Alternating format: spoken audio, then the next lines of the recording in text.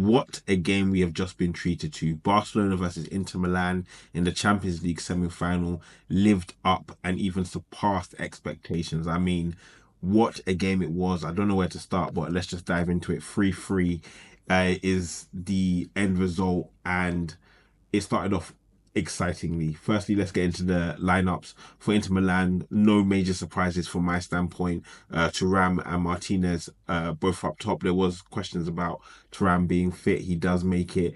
Dumfries and DeMarco in the wing back positions, supported by a strong midfield and defence. And it is similar to how Inter Milan set themselves up against Bayern Munich. No major surprises there. For Barcelona, we know that Lewandowski is not available for them, and so they have made the necessary adjustments with Ferran Torres up top, Yamal and Raphinha on the wings, Almo just behind Torres, Pedri and De Jong in midfield, and again a back four which wouldn't surprise many. Going from both teams, we know how dynamic Barcelona are, how dangerous they are in attack. A lot of wild games they've had in this Champions League season already in La Liga. The game against Celta Vigo, for example, they've had multiple games where they will go gung-ho and it's our attack versus your attack, because defensively they can't hang strong, and there was no sign of that changing in this game from minute one. Thuram, who played really well in my estimation, very impactful first goal, brilliant team move in the beginning. They do get the ball cut out. Conde, who should have got rid of the ball a lot better than he did, doesn't. The ball gets worked back by Inter Milan into the box. Who's there? Thuram with the back heel flick, and 1-0 to Inter Milan. A shock start.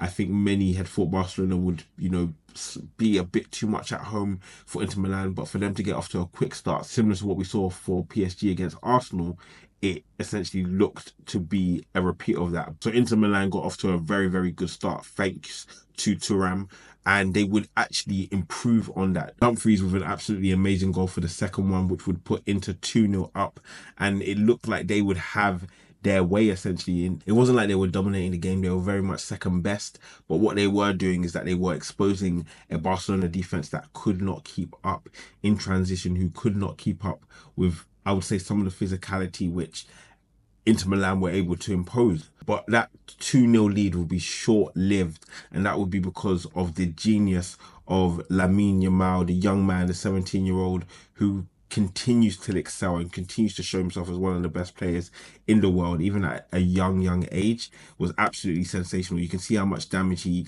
had from a ball striking standpoint, consistently being a threat from the wing.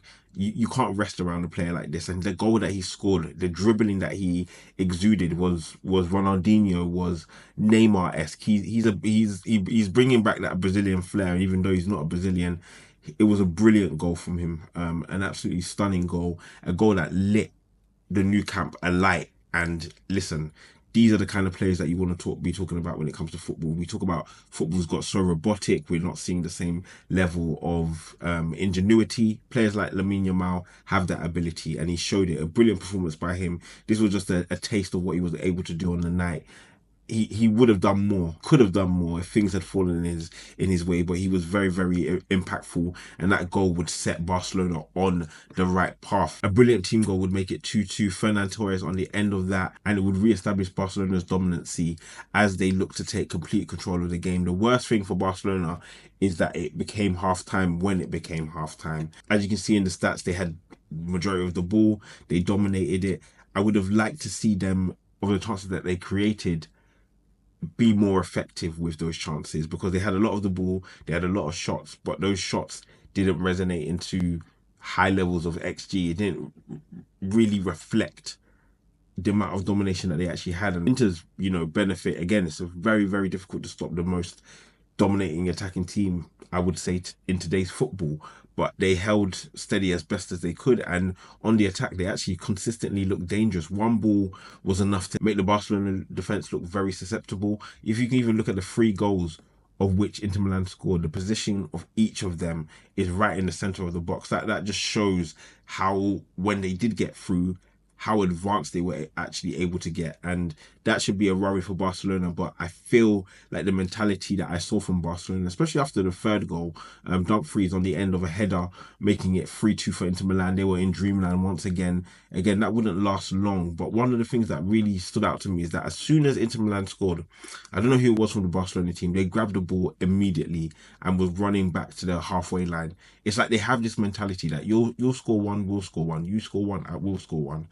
And that mentality, where it may be dangerous, it does inspire confidence. And I never saw Barcelona heads drop the way I saw potentially Arsenal players' heads drop. They just seem to have an inner belief that we will score. And they did. A brilliant strike from a corner from Raphinha ended up hitting the back of Sommer, and that would take the game back to 3-3. It wouldn't be the end of the drama.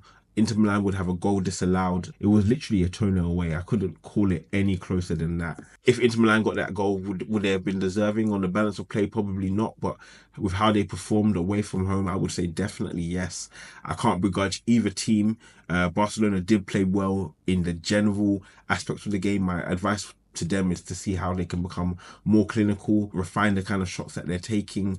Inter Milan, I think going into the second leg, they should be proud of their performance. It's now about finishing off the job. How will Inter Milan be able to starve off and hold off the threat of a Barcelona team who seem rampant? That will be the question. Who have I got in the second leg? It's a tricky one. I'm going to leave it up to interpretation. I want to hear from you guys.